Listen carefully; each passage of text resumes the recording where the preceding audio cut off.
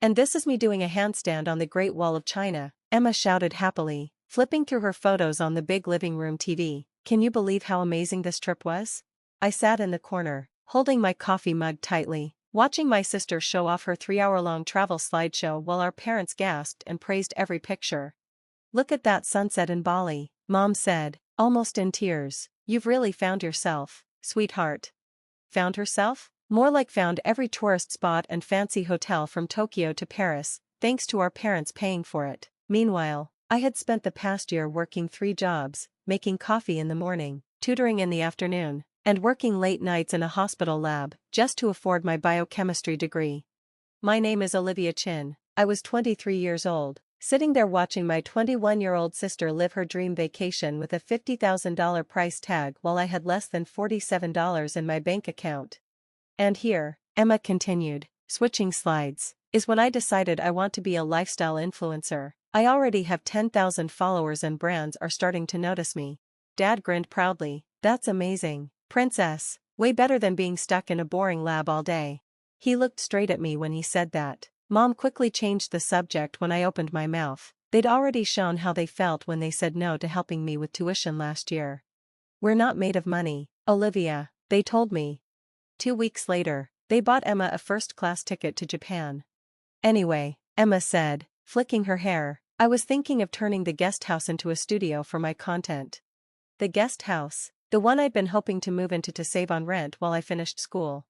I laughed without meaning to. It was sharp enough to make everyone stop and look. Something funny? Emma asked, raising an eyebrow. No, I said, standing up, just thinking about timing. I need to make a call. I stepped outside and looked at my phone. The email I'd been waiting for had just arrived. My hand shook as I opened it. Dear Ms. Chin. We are pleased to inform you that your research paper, Novel Approaches to Enzymatic Catalysis in Pharmaceutical Development, has been accepted for publication in the Journal of Biochemical Innovation. Based on your findings, Horizon Pharmaceuticals would like to offer you. Olivia, Mom called. Don't be rude, Emma's not done yet. I took a deep breath, put my phone away, and went back inside. Emma was now showing photos from France. This vineyard was so cute, she said. The owner said I had great taste and offered me a job managing their social media. That's because you have natural talent, Mom said. Not everyone needs to spend years studying. I sat quietly. They had no idea what I'd been working on, late nights in the lab, writing that research paper between shifts. Oh, Emma clapped. Remember that little lab in the guest house? I'm turning it into my photo studio. Dad said it's okay. My lab, the place where I made my discovery, using equipment I bought with my own money. Soon, it would be a background for Emma's selfies. Actually, I said, voice steady, I have some photos to share too. Emma rolled her eyes. Let me guess, more boring lab stuff? I pulled out my laptop and connected it to the TV. Something like that. The first slide popped up, a detailed science diagram. Emma's eyes glazed over, but I wasn't doing this for her. I was doing it for Dad, the former chemistry teacher. I saw his face change as he realized what it was. This, I said, flipping the slide, is what I worked on while working 3 jobs to pay for the education you wouldn't support. Then came the experiment results, clear proof of a new process that could change how medicine is made. Dad leaned in, stunned. And this, I said, going to the last slide, is the job offer I got from Horizon Pharmaceuticals. They want to patent my work and hire me as a lead researcher. Starting pay, $150,000 plus royalties. Silence. Emma's smile faded. Mom froze with her wine glass in the air. Dad just stared. That's not fair, Emma finally blurted. I'm supposed to be the successful one. Why? I asked quietly. Because you're used to getting everything handed to you? Olivia, Mom started. No, when I didn't, Emma snapped, and clicked her heels as she walked away. My call with Horizon was quick but huge. They want to speed up the patent and have me start work right away. As soon as I hung up, I saw a text from Dad. Dad, your mother's upset. We need to talk. I replied, nothing to discuss, contract signing tomorrow at 10 a.m. That night, Emma posted a filtered video of herself crying about our toxic family and how success shouldn't cost kindness. People praised her for being brave. I wished they knew she'd tried to turn my lab into a selfie set. Later, as I locked up, Dad was waiting outside. He looked tired and older. Dad, you're making a mistake. They'll just use your research. You need family, like we helped Emma spend $50,000 on those trips. He winced. She needed to find herself. I was wrong not to help you. I shook my head. No, you didn't think about me at all. He reached for my arm. Let us help you now. We can be a family again. I gently pulled away. We are a family, that's why it hurts. You chose not to support me. Now you live with that choice. On the drive home, my phone lit up. Emma had posted old photos with the caption, "I miss the sister who cared more about family than fame." I smiled. She still didn't get it. This was never about fame, it was about being seen. The next morning, I signed my Horizon contract. As I wrote my name, I thought of Emma's posts, Mom's late offer to help, and Dad's last-minute warnings. They'd underestimated me for years. Head of Research, welcome, Dr. Chen. We expect great things. Me, thank you, I'm ready. Outside, Emma texted, "This isn't over. Family matters more than any contract." I answered, "Family matters more, that's why it hurts so much when ours failed you." Then I turned off my phone and went to work. The future was mine, one experiment at a time.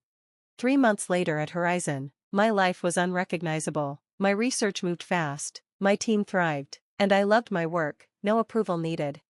Then Emma's influencer career fell apart. Some followers discovered our parents paid for her world tour. Her self-made image vanished. She posted a new tearful video blaming me for her loss. My sister's jealousy ruined me, she cried. During lunch, I watched her video. I felt sorry for her, but also vindicated. She'd lived under a privilege bubble and never saw it. A knock on my office door. "Olivia, Dad's here." Dad looked out of place in my sleek building lobby. "Dad, your sister is devastated. She lost 3 sponsorships. Me, and? Dad, she thinks I did it. She's moving back home, Mom's worried." I looked at him. "You worried about me when I worked 3 jobs for school?" He fell silent, then said, "We made mistakes, but you're always the stronger one." I met his eyes. Strength shouldn't mean being ignored. He nodded. "I know now." My phone buzzed. "Urgent, lab breakthrough." Me, I have to go. The team needs me. Dad watched me leave. "You've built something remarkable." I paused. Wishes don't change the past. That afternoon, my breakthrough made headlines. Horizon Pharmaceuticals announces major development in drug production. Emma's next post, while some chase fame, others do real work. I'm launching my wellness coaching business. I had to admire her persistence. That evening, Mom appeared in my office, no makeup, no filter, just real. "Mom, I heard about your breakthrough. We've thought a lot about choices. We're selling the beach house." My heart jumped, our parents' dream retirement home. "Mom, Emma needs a fresh start, but no more handouts. She must learn that success takes work." I set down my papers. "Why tell me?"